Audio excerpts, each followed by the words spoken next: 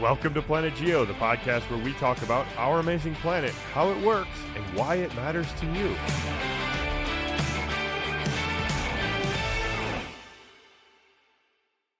Hey, real quick, before we get started, we are looking for a partner. We are expanding our podcast, as you can see, in videos on YouTube, along with making content for our Camp Geo mobile app.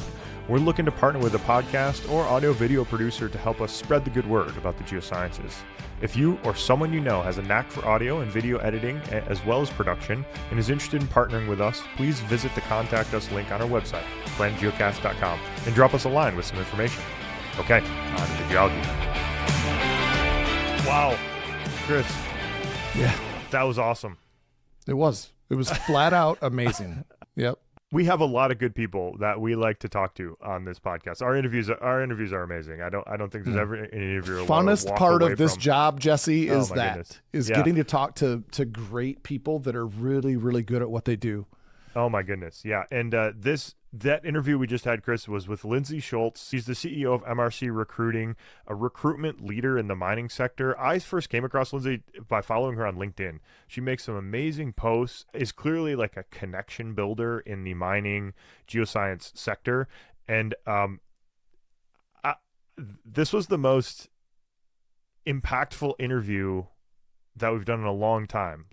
Yeah, I think you're right. I think it's relevant to so many of our listeners that are coming out of college or younger in their careers or even mid-career that maybe are looking for a change or looking for an inspiration, right? It's just, this is an exciting time. Yes. To be looking at going into geoscience. It just confirms what we have been doing in our little mini series and what we've talked about on my front porch drinking a beer. Yeah. It hit all the checked so many boxes for me. Like a couple things that stood out. First of all, it's not hard to stand out amongst your peers. Like there are some really easy things that Lindsay talks about, really easy things for you to do to improve your potential for getting hired. Second thing, geologists are in demand. There's a lot of jobs out there. And interestingly, she said geologist ones are the hardest to recruit for. Like that really struck me. Like there's work to be done here, and there's demand like that. Hey, those two. We're doing the work, Jesse. We are doing the work. Okay, we're trying. Yeah, we're trying. But I think Lindsay's actually doing the work. But we're just talking about it. But I'm kind of speechless. To be honest, I'm a little speechless.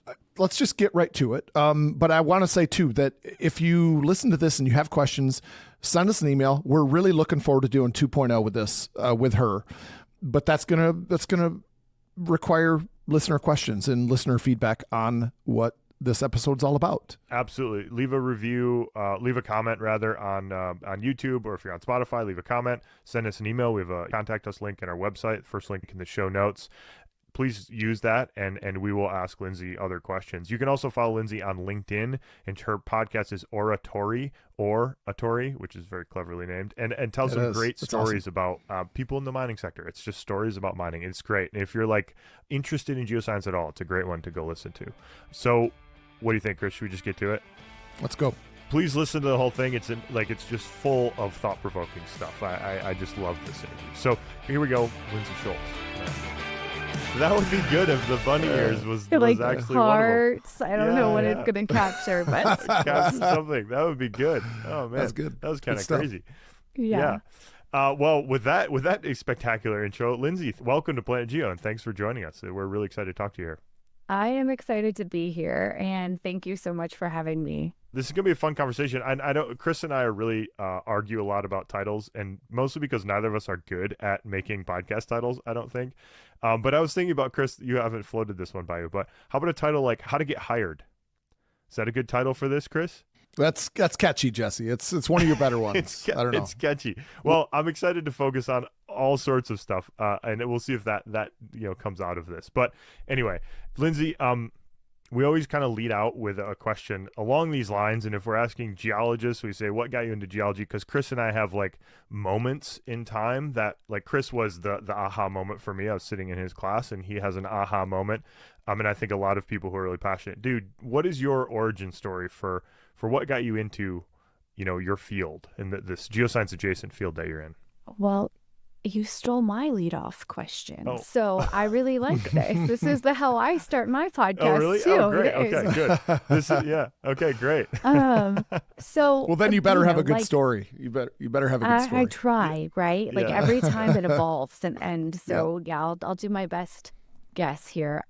So by accident, like every mining person that I've ever met in my entire life, with the exception of those who have been like 6 generations into mining. So Oh, is that right? Okay. my dad started our company 40 plus years ago, and I swore I would never go near a mine, that I would not be part of the mining industry. My degree was in human resources. I thought I was safe. And I graduated with my bachelor's degree and interviewed and was like, oh, do I want to be an HR professional? It turns out, like, when you're fresh out of school, you get to like fire people and take notes. And this does not sound like a good time to be. And so my dad runs, a recruitment group, and he was like, well, you've listened to us talk on the phone for years. It's part of HR. You can come and do this until you figure out what you want to do when you grow up. Yeah. It's 20 years later. Okay. I've been so, as a function of that, we had an HR side to our business where we worked across industry. And then we had a mining side of the business. I started on HR. I very rapidly moved into the mining side because growing up, I traveled with my dad to mining conferences for family vacations and other things. And they were always just really great people. And in spite of the fact that our family trips revolved around Vancouver, Toronto, Reno, Phoenix, Denver. Yeah, right. But those are pretty good places to go, I would say. They were good mining hubs, yeah, and I didn't mind it at all. And so I sort of figured out how to be a non-technical mining person. So I took Mining 101. I went to any mine site that I could get an invitation to, and then I had the bug. And so no sooner did I think I had things sort of figured out, that like the rug got pulled out from under me, and it was like the 2008 global correction, collapse, etc., whatever, which was short-lived. But I put on my HR hat and I helped everybody rewrite their resumes, and they were like, how long am I going to be employed? What does this look like? And I don't have a crystal ball, but I can help with whatever tactics or things that you might need in the background. And by helping those individuals who were at mid to senior levels in their careers, who hadn't looked for a job in 20 years, they're all now my clients and have secured my spot in the mining industry. So that's so cool. It's just a very serendipitous scenario that I have loved every piece of. Wow. Never waste a good crisis, right? That's right. Waste a good crisis. Yeah. That is really interesting, Lindsay. Jesse, I don't know about you, but I do know that I was dragged into my profession kicking and screaming as well. I knew, I did. I knew coming out of high school, I knew that I was not going to be a teacher, and I was done with science. And goes to show what an 18-year-old kid knows, because, both of those were not true. Famous last words. Yeah, right. Exactly. Right. Exactly. Wow, that's crazy. Okay, so hold on, Jesse, I want to follow up. So, Lindsay, can you please, for our listeners, explain a little bit more about what you do? So you, Sure. you talked about how you got into it, but what's your job? That's a good question. I figure it out every day. Yeah. So ultimately, I now manage a group, a recruitment agency that is focused on the mining industry. We recruit professionals from entry level through board level in all functional areas within the mining industry. Let's go mining, extractive resource, and auxiliary areas that support mining.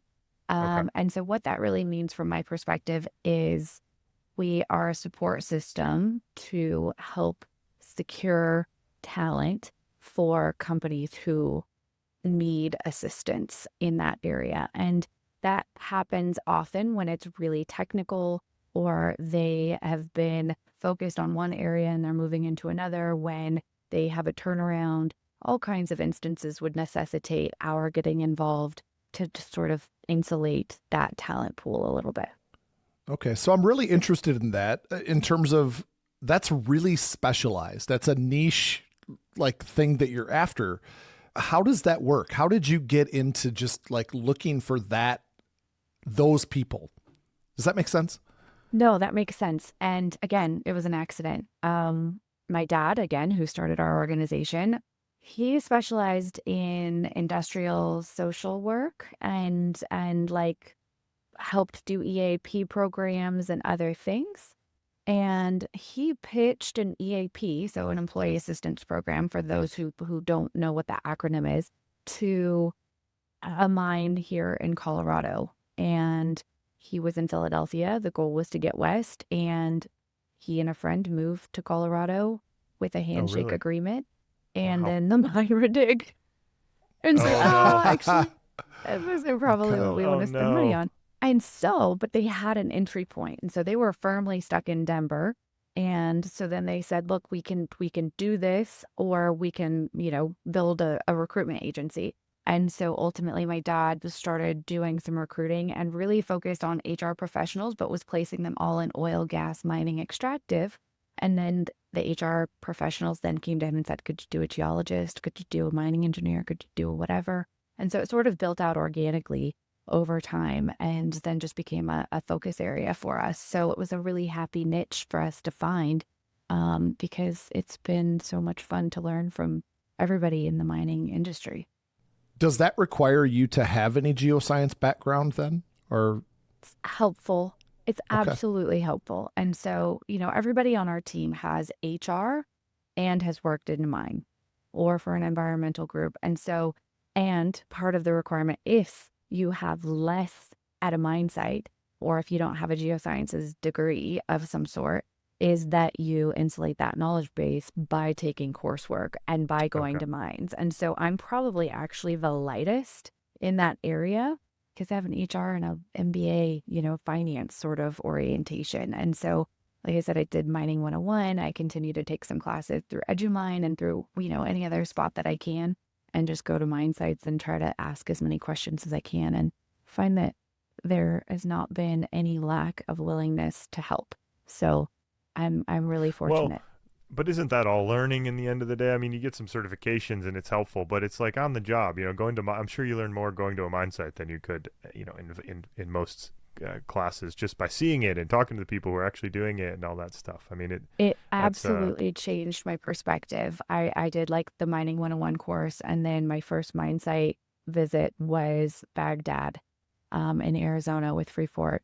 And you've got acronyms SXCW, and you see it, and now it's etched into my mind. I know exactly what's going on and what portion of it is, and all the funny things that they say about it. And so, yeah, on the job training sometimes is amazing. Yeah. Can I Chris, can I ask a follow up to this? I know we're spending a lot of time on this, but I'm really interested. So, hold on, Jesse. Hold on. Lindsay, I got to warn you. Jesse gets a little windy with his questions, so you might want to take notes, because there's usually like 4 or 5 embedded into one, and it takes like 5 minutes to get through it. So just 5 questions that are not really linked together in any way, shape, or form. I need to bundle them up and package them. This one I've thought through a little bit, but it is a two-parter. So first of all, you're based in Colorado. Did I hear you right? That's correct. Okay. Why Colorado? Is it? And is that important? Is that a good hub? Yeah. Is that important? Like, is that a good hub, or is that important? Because it sounds like you work at a global scale. Is that accurate? It's not important where I live, actually. I just like it here. I lived in Phoenix before that. It was also not a bad spot, but yeah, it really doesn't matter where I live. That was really easy. So you gave me that heads up, and like that was the easiest question so far. He's self-conscious now. Here's the part. Yeah, I'm trying to keep it brief. The part 2 is you mentioned a hesitancy or an aversion to mining specifically. Mm-hmm. Was that because something to do with mining, or more because something to do with the fact that your dad did it? Probably both. And probably both. Okay. Probably both. And how? And then the follow up is like, how could you give us a pitch for, or when was your recognition of like, mining is valuable to society, and I want to go into a career that supports this enterprise that some people, or that a lot of people, have big problems with, I would say, right? Like, and there are some problems with, or historically there have been. So can you tease that apart a little bit from your personal experience? Yeah, let me think about that a little bit. How was that for a So complicated one, Chris? It wasn't. That that's a, wasn't too bad. that's It, it's it not was too under bad, but 60 it does make seconds. me So think yeah, for a yeah. second. Okay. All right. Okay, so honestly, when I didn't want to go into mining, I thought I would do one of two things. And this was when I was really young. So I thought that I would be on the environmental side. And so I knew enough about mining to know that ultimately it was extractive and finite. And that in some cases, living in, at that time, New Mexico and seeing old mines that were not reclaimed appropriately, that it sort of made a mess, right? And I thought, I can fix that, or like, I don't want to be a part of that, but I can fix it. And so that was sort of that early stage scenario. So, like middle school, high school recognition, and you're going to go and save the world and not do what your dad does and all of that stuff. So, like rebellion phase. Okay. Yeah. And then when he Chris said, is hey, you can familiar. come join the Chris has company, a familiar giggle. I, His dad was a teacher. Chris's dad was a teacher, so I think that was also part of the aversion for being a teacher for Chris. it's a legit thing, Yeah, yeah, you know totally, exactly, you know too much. Yeah, And that's right. You know too much. and so Exactly. it's something to grapple with. And so when Yeah. my dad said, look, you can come do this, I thought for sure it'd be a year and whatever.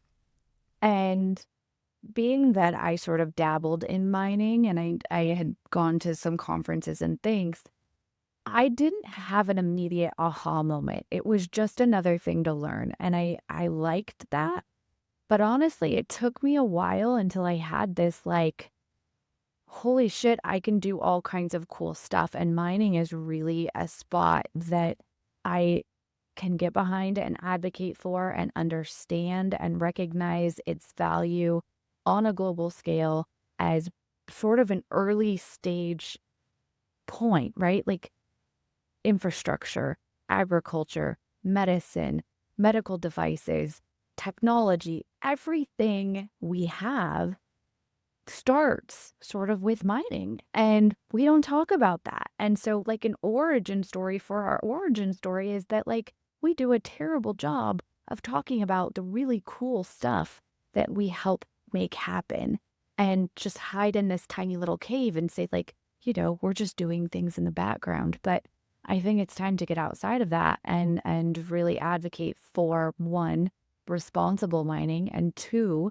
for supporting the people that do the work within it, and creating infrastructure and companies that are forward looking and not just talking about drilling holes and taking materials out of the earth, and that we can do this in a responsible fashion that really insulates our need to electrify and do all of the, important things that we have to do.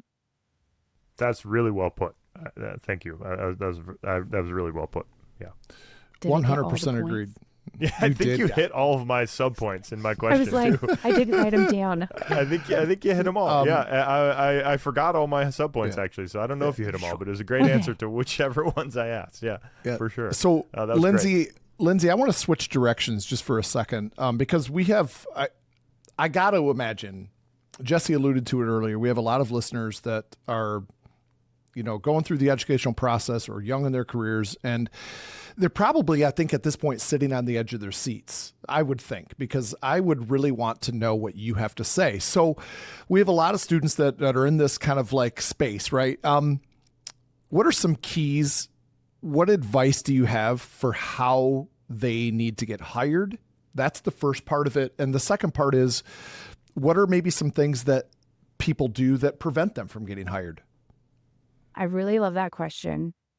I particularly enjoy working with students and early career professionals because they have no idea what recruiters do, and they have this idea that they're reserved for executive level roles or something. And to be totally honest, there are not enough professionals coming into the mining industry, and our ability to reach them is very poor because we're completely detached. We don't know the mechanisms to get to them. LinkedIn is not it. And we talk to each other and sing each other's praises on LinkedIn all day, every day. And so trying to figure out new creative ways to reach them is really important. So I love talking to students because it helps me learn and pretend to stay young and relevant. But I think that in terms of what makes them successful is understanding that they have a place in this and that they can have a voice and that they can help change the industry for the better. And I've warned our clients for years that the values of the incoming talent pool are vastly different than those that are exiting. And so they need to be prepared to create organizations that can support that talent. That's a really interesting point that Chris and I have talked about a lot. Like, I teach, a big, big intro level geology class, and so 250 students or something like that. So you get all types in these classes. A lot of them will be mining engineers. So I'm kind of already like the industry focused side of the student bodies in my classroom. But even those ones have a sustainability bent to their ideals that is, I would say, it's almost irrational, right? Like it's very idealistic, it's very hopeful, it's very positive. It's a little unrealistic, I think, at times. And so even in that community, it's a really like strong, it's a strong movement. And right, so how do you talk to employers about that? Because you just brought up a really interesting point there, I thought. Yeah, sorry, Chris. Yeah. We have to make sure we come back to the original question because I really want to make sure that. So we'll put a pin in that. Okay. So right. So I need to take notes, but I'm not taking notes. So somebody has to remind me. We're doing another rabbit hole. Great, Chris will do it. Yeah. Okay. So from how do I talk to clients about the values and the visions and the critical bits of what the next generation of talent looks like? I just tell them, you're missing the boat.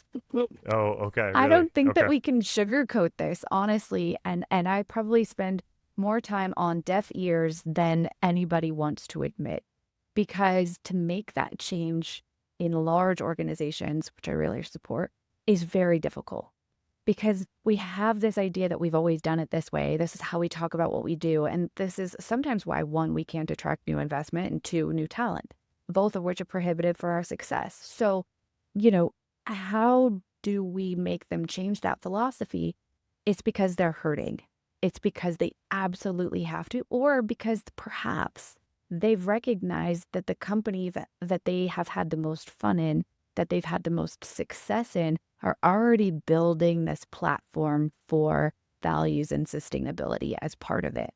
And so doing the right thing is almost never the wrong thing to do, right? And so I say almost never the wrong thing to do, because some companies will not get funded. Some companies, because they're not playing by the traditional rule book, are not getting the attention. But some of them are just saying, we'll attract different investment, we'll attract different people, and we'll figure it out along the way. And so a lot of what I do is support, startup through producing mid-tier organizations, consulting groups, etc. So they're a lot more agile and more receptive to that message because they need the talent. And sometimes it's not because they're the best paid. Sometimes it's because they can say, we can make some concessions to our own philosophies, to how we're built, so that we can attract the right talent. And so I think we'll see more of it out of necessity, but I think that we'll see a big push when we get to a pinch point and things are really hurting.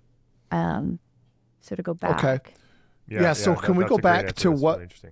Yeah, that is. Can we go back hired? to? What are there? Is there something that is a common denominator with the younger people that are coming out that they're doing wrong? Let's go with two things. They're ill-equipped to communicate in person.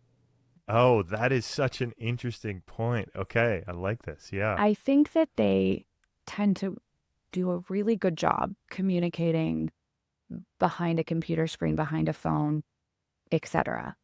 And they have enough resources, AI, internet, YouTube, professors, peers, etc., to build a profile that looks fairly robust.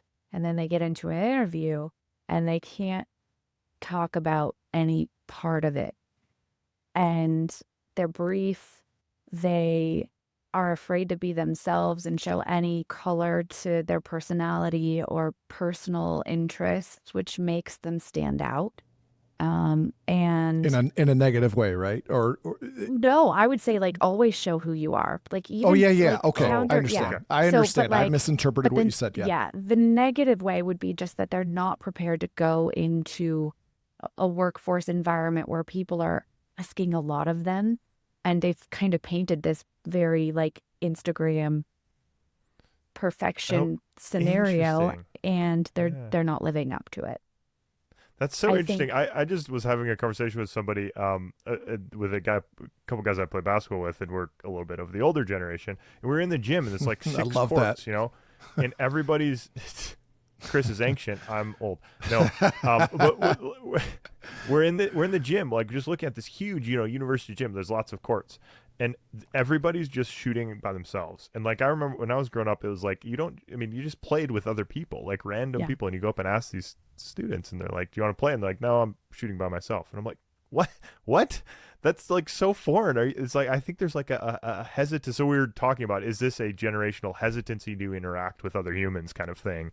That there's like some barrier in this. Anyway, so it's a really interesting point you brought up. And Yeah, that is. Chris, do you see that in students too? Do you see what Lindsay's referring to? I was just talking about it today. Okay. So I'll get an email or a text when it's so much better with the topic at hand, where this needs a face. I need a face to face with this kind of question or with this kind of ask. You don't ask people to do big things for you over a text. You know, that's the kind of thing I was just talking about. Lindsay, you said two things. That was one. that was one. Yes. The second thing is following up. And so I think that often they assume things are going to come to them and that they get to turn them away. And so they're recipients of opportunities versus like going out and seizing the moment, saying, I want this is important to me, and chasing something. And despite the fact that we're resource constrained in terms of people in the mining industry, we're not very good at saying, I want you like, to be chased a little bit. And really what I mean by that is just like after you have, because we're a bunch of assholes in the best possible way. But, we've had the option. We haven't needed the wealth of people that we do now. There hasn't been this pressing need for domestic supply and national security and like all of the things that we have at the forefront right now. And so, I think some of that will change. But I think that the ability and willingness to follow up, say, I want this is important, right? Like a thank you note for your time, for your interest in me, like that goes a very long way. And it used to happen every single time. Really? Professionals would interview, they'd send a follow-up note or a call, God forbid. And now it's like maybe 20% of the time with individuals that either are entering or maybe like within the first 10 years of career.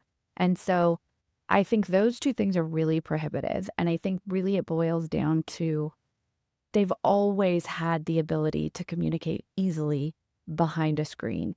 And what we're asking them to do, and I think what the mining industry, what gets people hooked and really like linked into it is by having strong professional networks and the ability to develop and maintain relationships over the long haul, because it is so insular and small. Like if you can't get along, if you can't communicate, if you can't talk about the hard things, the big things, the weird things, you're not going to last. And so while that's a big, scary thing for somebody who's never had to do it, this is the big, scary thing you have to do. You have to push yourself outside that comfort zone and learn how to communicate in person effectively. Lindsay, that is okay. Jesse, can I agree, but I have can I go a second? I just have something I want to ask. Fine. I'm burning. You got a soapbox? Okay. All right, fine. Go ahead. No, not really. I just have a pushback on what you said about that. I think you were talking about HR and the people that are doing the hiring, right? That you're not good at going after the people that you want, and that's really interesting to me. And I'm really surprised by that because I'm a part of the hiring process with people in my department. And I remember last year at the end of the year, we were hiring an earth science, geoscience teacher, and you just knew right away, this is the person we want. And She left the interview, and I looked at my boss. I said, "You're not going to let her get out of the parking lot, are you?" And he was like, he looked at me like, I'm like, "Don't let her leave." And he did. He let her leave, and we almost lost her. I mean, it was, I don't know. It's so foreign to me, because if I see somebody that is a good fit, I'll do anything to get that person to come work here. So I guess I'll comment on that. And this is perhaps just my lens as a recruiter and watching people hire or not. And so I have sort of like a personal philosophy about this. I think that what I see in practice is individuals that are motivated and action oriented, like what you're saying, Chris, where they're like, I can make this decision. I feel confident in what I know about them and how they presented themselves, and like, let's do this. And then we have the ones that are like, we found this one. Let's find like 3 more. I just want to see like what else there is. And that could take like 6 months or a year. And by then you could have lost the first one. You could maybe not find anybody even close to that. And there's actually like a study around this. I will find it and send it to you. But it's sort of like after you hit so many people, sort of like a law of diminishing returns. So as a recruiter, I see hundreds, sometimes thousands of people for specific sorts of roles. And I weed that down. So I call it, my rule is like rule of tens. So if I see 100 people, it gets narrowed down very quickly to 10, and then very quickly to even less than that. And so if we're talking about larger volumes, just do that same math. But by the time hiring managers get through all of the interviews and things like that, they've seen the best ones I can come up with. And so if there's a level of trust in themselves and in the process and in the candidate, like either they're not ever going to buy or they don't know what they want. And so action is really important, but I think the larger the organization or the younger the hiring managers, which really like translates to me to confidence in their ability to execute and say like, I made that choice, the longer it takes typically. That's okay. This is I have 1,000 questions that are coming to mind right now, Lindsay. This is so interesting. I love this conversation, but I want to ask you a series of questions just to understand the landscape that you're talking about from your view a little bit better, because I'm one of those people who perhaps doesn't quite understand what a recruiter does. So I want to just level set that part and then end with a question about students and about training and education. So first of all, so you work for a company who's hiring, is that right? Is that a correct framing of your job? That's exactly right. So a company right. comes to you and says, I have this opening, help me find somebody great for that. Is that right? Yeah. So what are the range of roles and maybe the distribution? You mentioned earlier that you kind of have all types. Like, do you, from executive suite, C-suite down to like junior exploration geologist, forever, what's the balance within there? It depends. I mean, it totally depends. And so at any given time, it fluctuates. So some, like right now, we have a lot of senior level roles and then like some very junior level roles, but nothing in between. And sometimes it'll look like all of the, what I call the doers, like mid-management, superintendent level, et cetera. And I'm like, okay, this is what we're doing. And they're all really technical and sort of mission critical, right? Right now we have the opposite ends of the spectrum. We've got entry level. So like going into your career, first 5 years or so, almost zero experience to 5 years, being able to contribute to a team in actually geosciences. So if anybody needs a job, I've got a bunch of them.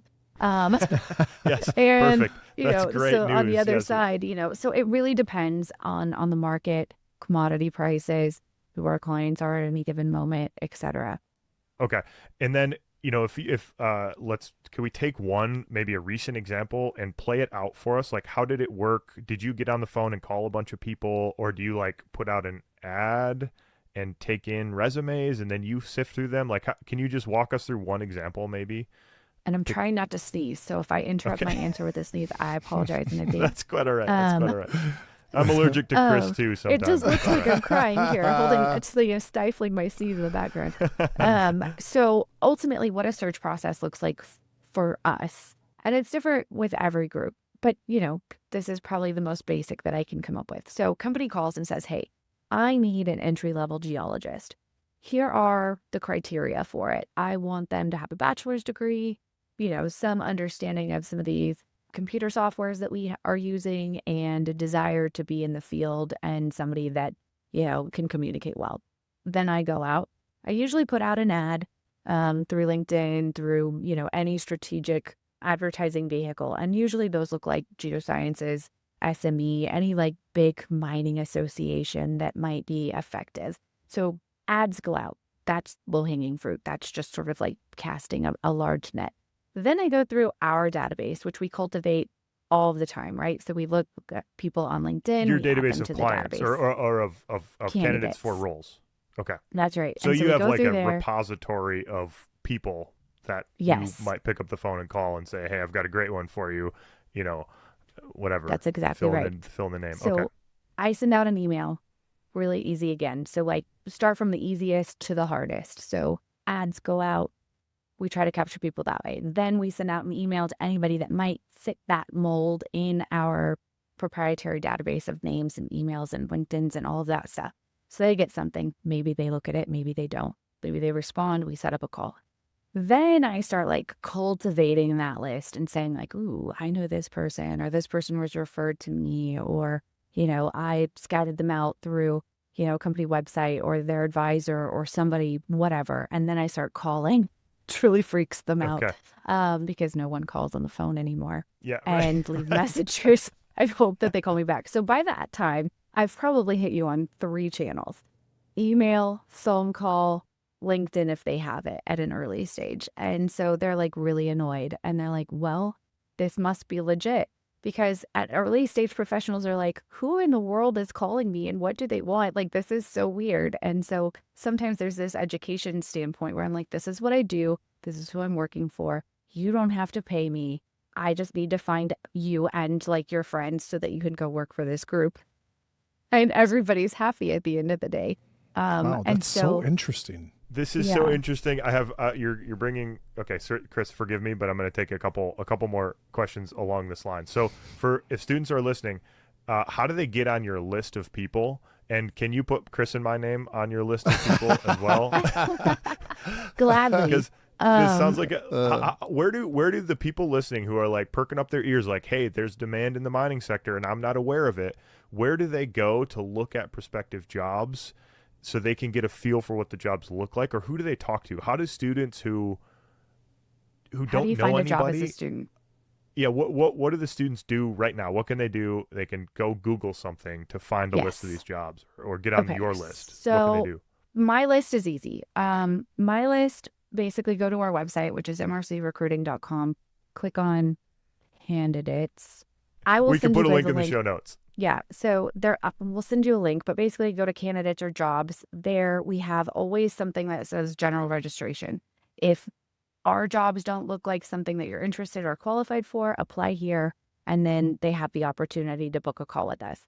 I would say about 20% of people book a call, but like, book the call, because if I don't know who you are, you're an invisible name in a list of a lot of people in a database. And so book the call, introduce yourself, say hello, tell me that your favorite color is chartreuse and that you ride horses backwards. Like, whatever it is, figure out how to stand out.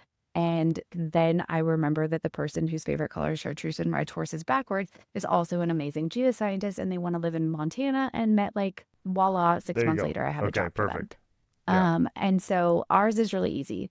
Beyond that, what I would absolutely recommend is like looping in with an association within the mining industry or the area that you're interested in. And so there are a ton, and I have a list. It is not exhaustive. I'm happy to share that with you guys as well. My favorites are AIPG, so Association of International Professional Geologists. Any state geology association is also great, really inexpensive to join. Nevada Geological Society is one of my favorites. They do like a mailer whenever they have a job. They share it with everybody. They're very communal and communicative.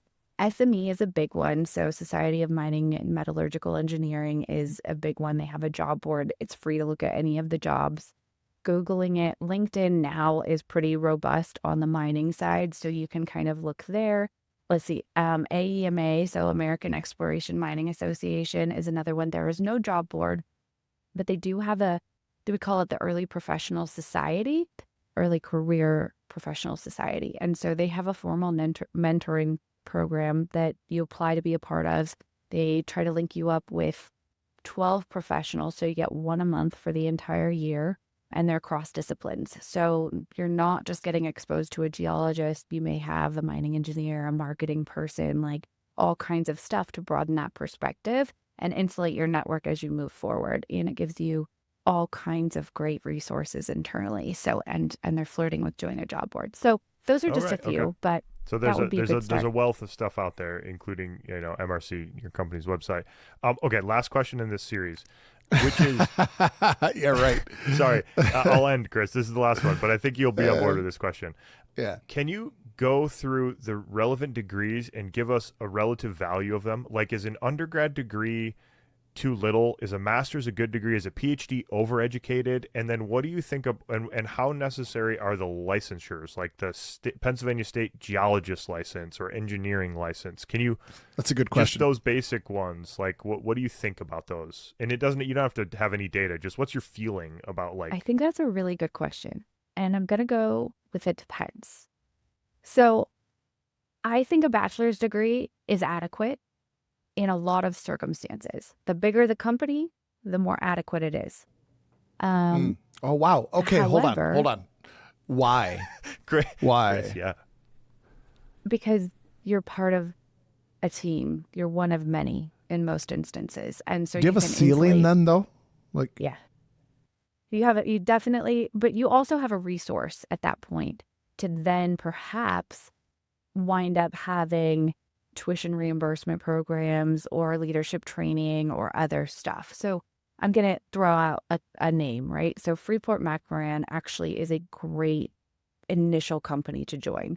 They have a really robust platform for support for their employees. And that could be like from adoption assistance to like tuition reimbursement, that, all kinds of really cool stuff. And like, not all companies have that. So the smaller the company, the less frills and stuff you get and the more hats you have to wear, which is why I'm saying, like, you could come out of school with a bachelor's degree, say you get a geology degree, and you're like, I'm going to go to work and I'm going to cut my teeth and figure this out for a bit. And then perhaps if I have an interest, I can go back to school and focus on something else. That, I think, is a great way of doing it. If you look and you think like, oh, I want to grow up and be a consultant, the higher the degree, the better. And I don't think a PhD is too much for consulting for, certain really technical areas that are going to write reports or sign off on, important things that companies need, specifically for studies or finance or whatever. So I think financial institutions that are evaluating mergers and acquisitions or doing due diligence, and consulting groups, the higher the degree, the better off. And all of the acronyms that you can add to your name gives them all credibility. So I would think that that is the area where I would say that those are the most valued. I think that entrepreneurial companies are often started by PhDs and others because they go such down a rabbit hole that they've got this really interesting thing, and then they need to make it happen, right? And so we see a lot of startup companies from PhDs that then insulate their team with other people to help them get it to market and other stuff. So I think that there's a place for everyone. I think that a bachelor's degree with a PG or any of the other acronyms behind your name is also a really great way of subsidizing that, should you choose not to go back and get a master's or something.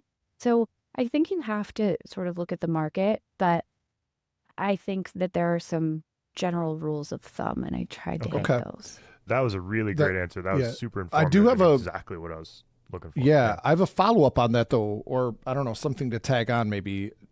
So, Jesse, you're probably going to have a thought on this too, but Lindsay, if you come out with a bachelor's and you go work for a company, but you're in geoscience, and then you decide that, all right, I feel like I need to go get my master's. That's a difficult thing while you're still working in that field. If you're going to go get a research master's degree, because you have to become full-time again doing that, right?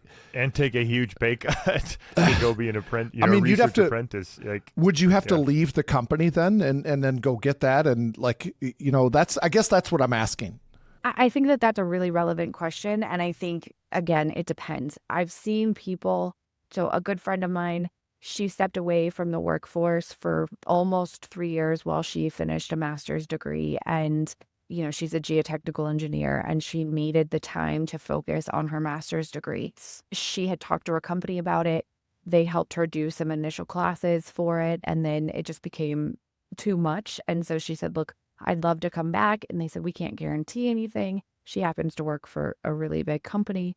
And so the hope was there, but there was nothing written in stone. And so she took that gamble. She did go back to work for the same company, a bit different at that time, but, she had that opportunity.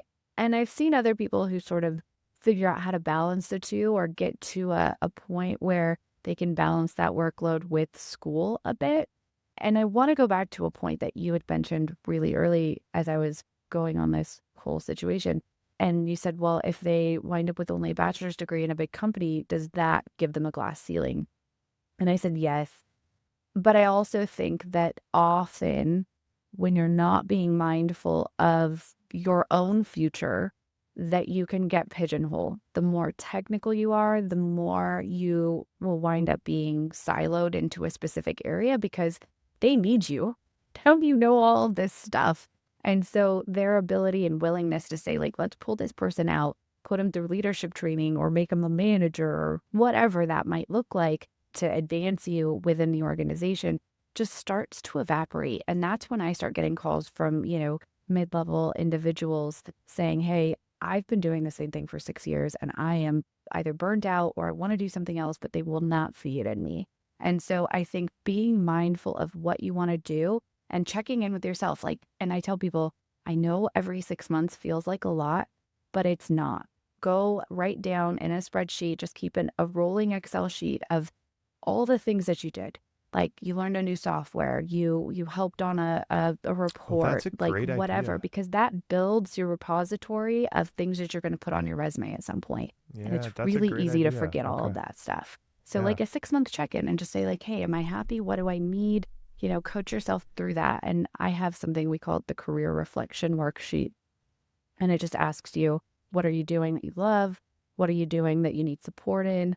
What are you great at but don't want to do anymore? Like, all of those questions that we just don't think to ask. And so Is that even something if you'd be it's, willing to share, Lindsay? That sounds yeah, I'm really happy to interesting. share it. Yeah. Okay. Absolutely. We can put It's a really good idea too, Yeah. Lindsay, because I think that then it's always in the back of your mind. If all right, I'm going to do this every 6 months, then you're kind of keeping a checklist during that time period too of, all right, I need to add this to that.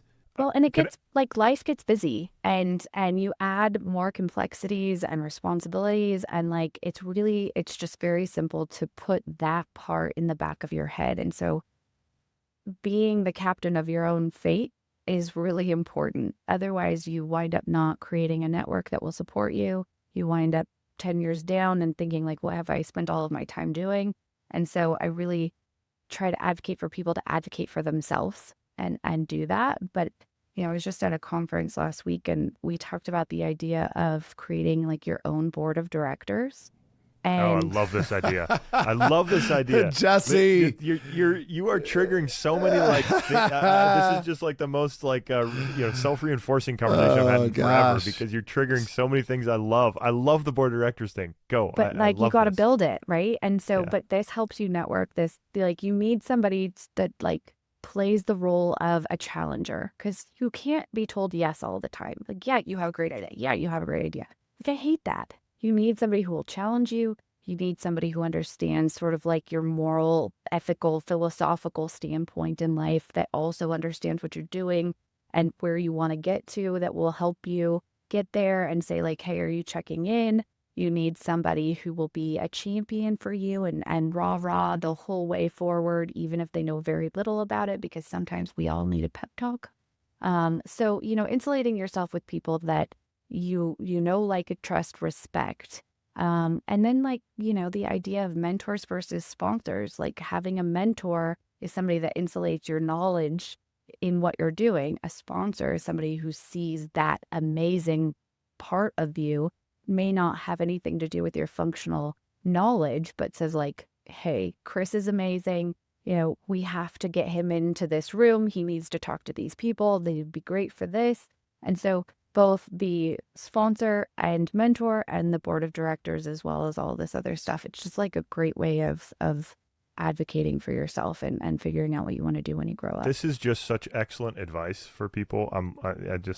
You are phrasing it so well and just hitting it. I can clearly tell you've done this a lot, Lindsay. Like, you're very good at this, because you are just like, I'm just listening so intensely. You're just hitting all these great things. Well, there's a little bit of a backstory on that, Lindsay, that Jesse was just inducted into the Hall of Fame for the local high school that he graduated from. And he gave a talk. And he incorporated this same language, same idea into his advice for all of the young people that were in the audience. It was great. Build a board of directors. Yeah. Hey, Chris is on my board of directors. So but also, like, this can't be like an imaginary board, right? Like, you can't just be like, oh, Chris is going to be on mine. You have to like go and ask them, like, because it's a real thing. Around that deliberate action, like, creates this whole thing that kind of is magical. So I love that you did that. I think it's nice that people, I'd imagine have somebody ask, say, can you be on my board of directors? Be like, heck yeah, of course I am. I mean, are you kidding me? The ask is always the hardest part, and I think for like the younger you are, the more afraid you are to ask for things. I find, and I certainly was, and. Why is that? What do you think? Why is that? Because you don't want to hear no. Yeah, well, that's right. I think that's like no sucks. Chris goes, oh, he's like, oh, I've been told no a lot. Well, just today. Just when he got home. You mentioned something earlier, like, oh, they're like so values oriented and visionary, and like perhaps like to a point where that's not realistic. But like hearing no and also having values vision, like, we just haven't appropriately massaged it out of them yet. Yeah, no, that's right. Yeah, that's right. They're not old and cynical yet. Okay, I'm sorry to keep following up with this stuff, Lindsay, but you keep bringing up such amazing points. You triggered another word for me, which was entrepreneurship and startup. And I direct this entrepreneurship, this energy transition entrepreneurship and innovation minor cluster at Penn State. And so, but this is like a big thing for me. I think it's a really important time for like geoscientists to become entrepreneurs and to be involved in this changing landscape. I've heard from alumni, from Penn State geoscience alumni, who've gone on to start massive big companies and do really well for themselves. I've heard that there's a bit of a ceiling when you compare geoscientists to engineers in getting to that upper management thing. And their perception is that part of the ceiling is that there's no financial training or no monetary training, no MBAs. Like, it's really our like hard science degree programs don't really convey that. So they're like, the best thing you can do for students is give them a little bit of that. Does that comport with what you think? And can you add, what do you think about the value of an MBA? If you're coming out of these like hard science fields, is an MBA a value add? Okay, hold on, Jesse. Do you mean coming out with what kind of degree coming out and then going to get an MBA? Oh, geoscience, mining engineering, something that's like really, hard science, like a bachelor's degree though. Are you talking about a bachelor's degree or even a master's? You have a master's in geoscience and you're like, hey, this energy, this energy transition thing, there's demand for people like me. Okay, good question. And they're like, should I go get an MBA for it or not? I mean, I've heard that question from students before. So I think that the really beautiful thing about an MBA in most cases, you have one. Right. I do, but like it probably of less value to me than to somebody with a geosciences background who then wants to run a company. And so my argument would be that having lived this experience and gone through an MBA, I already had a business orientation. And so what the MBA did for me was that it challenged my ability to think about business and what it did and build a network of people around me that would ideally be in positions that would help me advance. And so there's that piece. But when you're coming from a technical orientation at geosciences and engineering and whatever, an MBA, there's a lot of group work, even if you're doing it online. So like that structure of it hasn't changed, but it's giving you a very broad orientation to business. And there's nothing wrong with that. However, if you're a geoscientist that wants to be in the weeds, don't go get an MBA. You'll hate it. If you want to be a geosciences, person that wants to run their own company, go get an MBA. If you want to run a company, a consultancy, if you want to be on a board of directors, if you want to do something outside of that technical function, go get an MBA. But there are different tracks. And I think that part of what we've done a poor job of in the mining industry broadly is most of the contributors are technical in nature. Yes, there's finance and legal and HR and other stuff, right? But like when you're coming out of an engineering or a technical background, you may not want to advance to be a leader or a manager. And we're asking that almost without asking, and usually without giving them the appropriate tools to do that. And so it is not a good retention strategy to promote a very technical oriented individual who has no interest in leadership just because they're great at what they do into a leadership role, because you will scare off the rest of your team because they're not prepared for that. And they may even leave because they've been asked to do something that they didn't want to do. And so, one, always ask the question, do you want to be in leadership, management, dealing with teams? Are you prepared for that? And like my soapbox is, you don't have to get an MBA to run a company. You can absolutely use coaches. You can accelerate that learning curve by insulating yourself with other entrepreneurs and going to different groups to do that. And so there are a lot of different paths to take. So an MBA is not going to secure your fate at one, understanding business, or two, being great at it, but it may insulate your skill set so that it shortens that overall curve. But I would use lots of resources. So sorry, I went on a tangent. No, that's great. I love actually. that. And I love want that. to, we need to have another, I want to schedule another conversation with you on the podcast here, because I wanted to ask you about all the startups and all that stuff, but that's a conversation for another time. Yeah. We'll leave that. I think we're going to get a lot of so feedback. Interested in that. Yeah, I think we're going to have a lot of questions from our listeners. And so, all right, Lindsay, here's a 30-second question, and then I have a question about your podcast. Do you have competition? You have this like niche little market. Do you have competition in this space? And the ebbs and flows. When the market is healthy, then there are more competitors. All right. But I think the rosy part for listeners, or those that really are your audience, is that we have a lot to do. And I think that there is more of an audience that's recognizing that at this point than we've probably ever had. And so in terms of my competition... That is so true, Lindsay. I mean, I can't remember the last time, and never in my life has the front page of the Wall Street Journal, New York Times, the Washington Post had mining or geoscience stuff on the front page regularly, weekly, right? Like I think the Wall Street Journal weekly has something about mining, about actual mining, and not just coal, but like minerals, all sorts of stuff. This whole critical minerals thing is we're becoming popular, Jesse. So. We're becoming popular. For once. And Chris, you've always been popular, don't kid yourself. Okay, sorry to interrupt, Lindsay. I just wanted to hit that point, and because I agree completely. Yep. No, I think that this is the moment. And so I have lots of competition, and they're all great. I mean, I think everybody has a different flair and flavor and approach, etc. And I unabashedly tell people that I'm not the only one, and that you should know lots of us, right? Because we'll all represent different groups of opportunities, have different methods. And this is a very personal thing. When you deal with a recruiter, you build a relationship. And for me, that's from the time they get out of school until they're on a board of directors or retired or whatever. And so ideally you like one another. I know people's dogs' names and that they have grandkids and all kinds of crazy things. And so, it should be personal, and it should be a phone call that you look forward to, whether it's every year or every 6 months, or if you have a question about a salary range that you're considering, or if your resume still looks valid, or if there's a new format that you should be using, or if you just simply want to call and say hello. But these are check-ins that are reasonable, and it's not, I would prefer that people do that rather than just call when they need something, or vice versa, where I only reach out when I have something that I think you might be interested in. So, Oh, that's so refreshing to hear, Lindsay. I'm not looking for anything at all, and I don't anticipate ever being in that position. But if I was, I would want you to.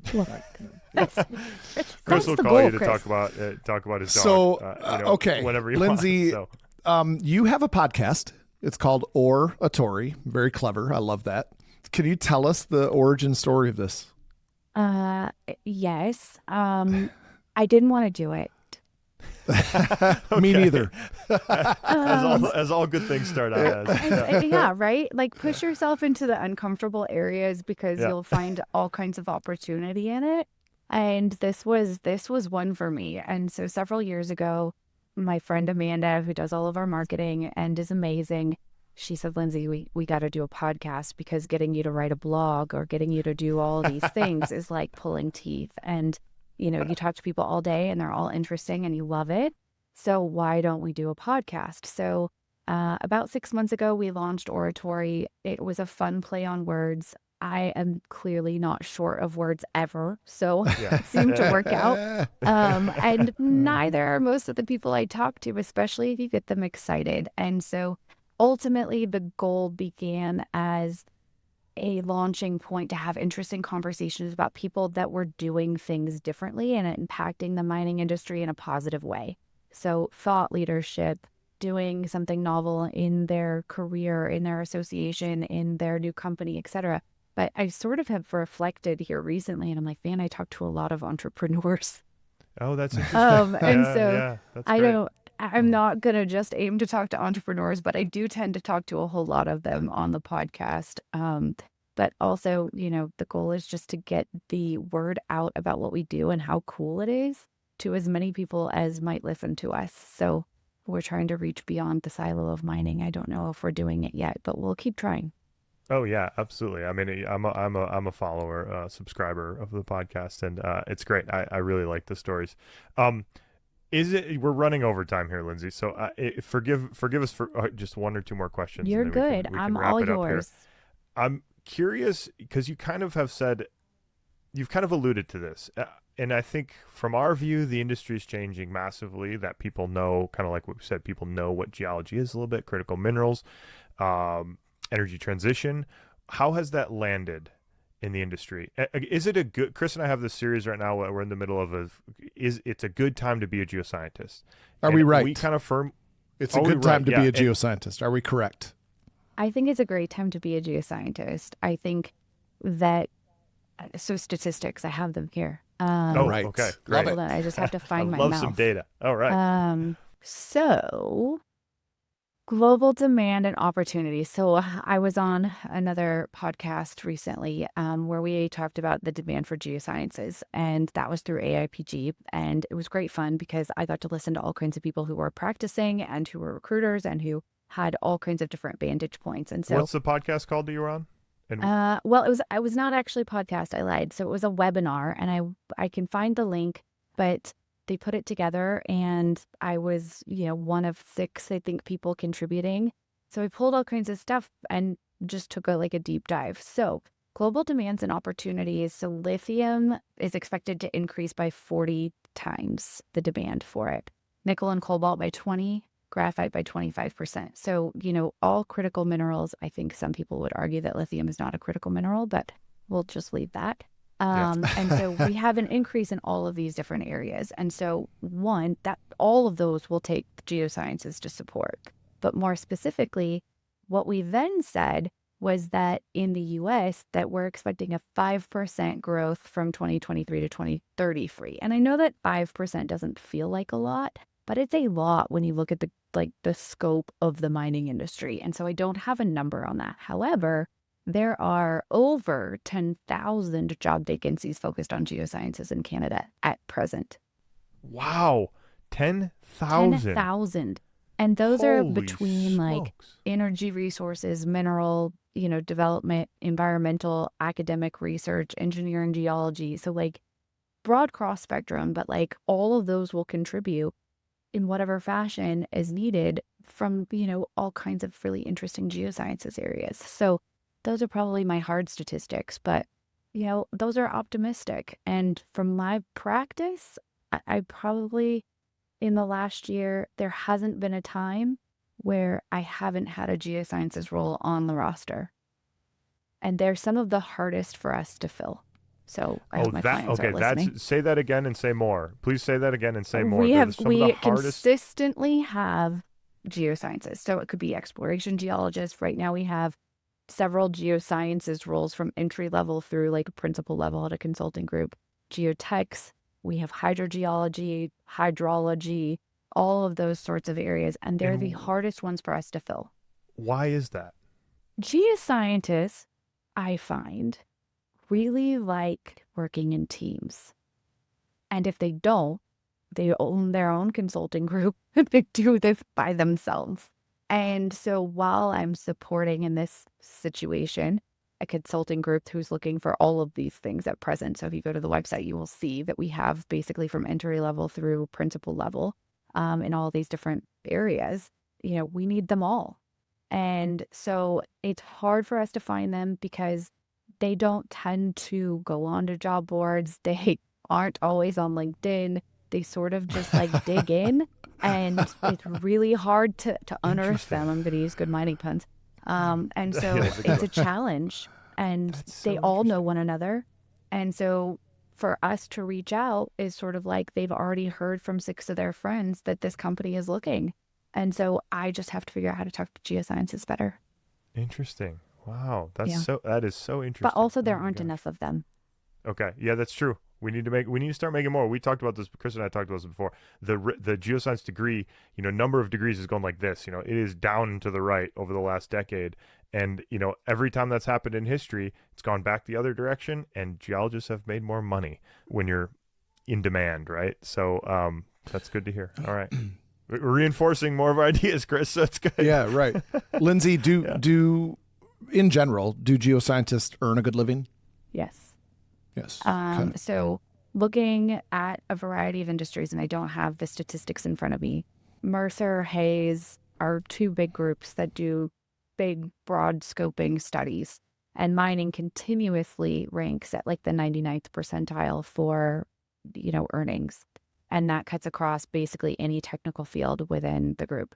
Where they're less competitive, interestingly, is in the C-suite and executive level, because those sort of taper off. So what we've seen over the last few years, which I find really fascinating, probably this is like my own thing that I look at just because I see it all the time, is we've seen all of these sort of technical contributors get to very high salaries because of the demand and their technical expertise in whatever commodity it might be, and that they're edging against the leadership and executive level salaries of their organizations. And so there are major parity issues because they're hitting, $250,000 a year plus incentives and bonuses at the top end or in any very specialized area. And so that's pricing them right at executive level. And so the C-suite and the executive teams are saying like, well, we need raises, but like we can't justify it. And so, yeah, it's been sort of a pinch point. That's really interesting. I mean, because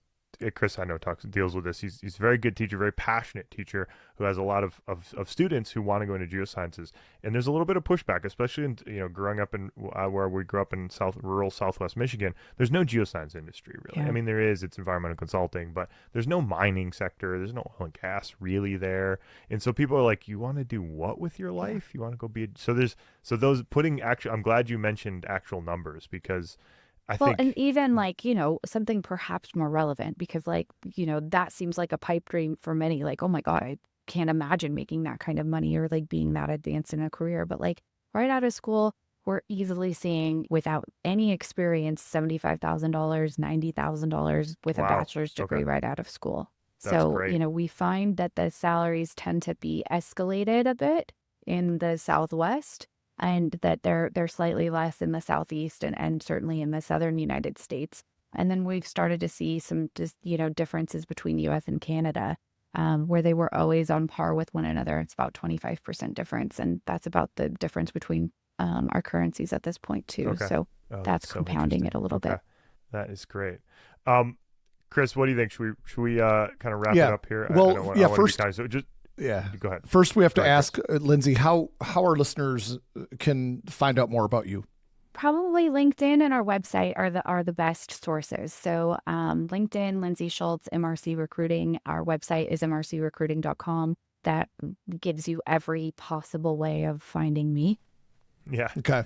Including my Excellent. phone numbers. So Yeah. those are Okay. both great resources. And I'm happy to have the conversation with anybody, as is my team. So there's a small group of us, but make the call and send us a general registration or a LinkedIn hello, and we'll be happy to say hi and share knowledge and learn about you and what you want to do. That is a very kind offer, and I encourage people to take you up on that. Lindsay, do you attend a lot of conferences like PDAC?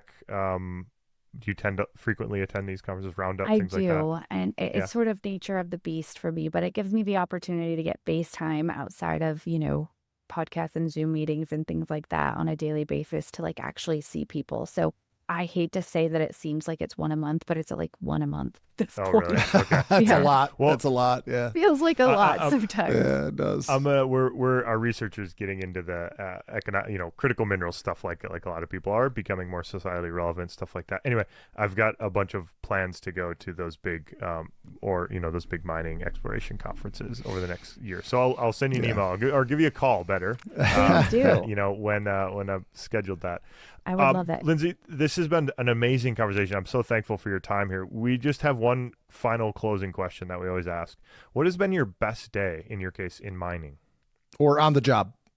I love that question. I have a lot of best days, but one of my favorite wins that I think might be relevant and sort of salient with at least the audience here. Several years ago, I was at a conference. I went to a student luncheon, and like they said, a professional person, they call us professionals, I wonder why, but I was, ahead of a table and all of the students asked questions. One of the students was an individual, that was just launching into her career. So she had just graduated with a bachelor's degree. She's a mining engineer and was looking at getting her first job. So fast forward several months, she had followed up on LinkedIn, said like, hey, nice to meet you, etc. So I'm going to just reinforce all of our points here. Nice to meet you. It'd be great to stay in touch, blah, blah, blah. I knew the company that she had gone to work for. I was like ecstatic that she was with this great team, etc. She sends me an email down the line and says, hey, I would love to just get some reference points for a base salary for somebody that does my role in this commodity, in this location. Is that something that you might be able to help with? And I was like, sure. I can pull some salary reports and other, people that are in the database that might have that, because we always ask and we just keep tabs on it. So I sent her a bunch of relevant points and sort of packaged it up. And I didn't hear anything from her for a while. And it was maybe 2 months later. It was like after holidays or something like that. So she had gone into her annual performance review and did her thing and then said, hey, I think I'm underpaid. And here's some information pieces. This is where they're from. This is what I'm doing. And really did a beautiful job of advocating for herself and backed it up with data. And they gave her the largest raise that they've given anybody in the history of the company and bonus. And she called and sent a nice little, email being like, hey, thank you for your help. And it was a great win. So I'm happy, I didn't place her. We just got to be in touch. And I think that this is the power of utilizing a network or your board of directors or however you want to call these people in your life. But we all need support at some point, but she did a great job doing it for herself. And I love that. And so it's one of my favorite stories. That is a great story. Yeah. It is. That's I love fantastic. that. Wow. I love that one. That's great. Yeah.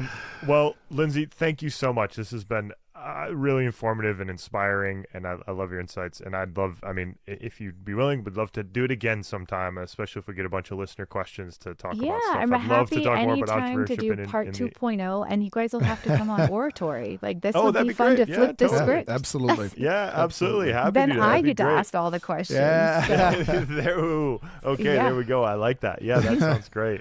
Let's do that it. sounds great. It's Yeah. been a real pleasure. Thank you very much for your time, Lindsay. Thank we really you appreciate both. it. It was such a pleasure to be here. I appreciate it. Yeah. Thank you, Lindsay. Awesome. Thank you. Hey, that's a wrap. You can follow us on all the social medias. We're at Planet Geocast. You can go to our website, planetgeocast.com. We have a contact us link there where you can send us an email. You can also download our Camp Geo mobile app, first link in your show notes. There you can get access to all of our visual podcast series, including the intro level geoscience. If you're inspired by this episode, if you're inspired to go learn about geoscientists, that's a pretty good place to start. So you can head there and leave us a comment, subscribe, a like, and a review. I am fired up. Me too. Let's talk about how fired up we are. Cheers. Peace.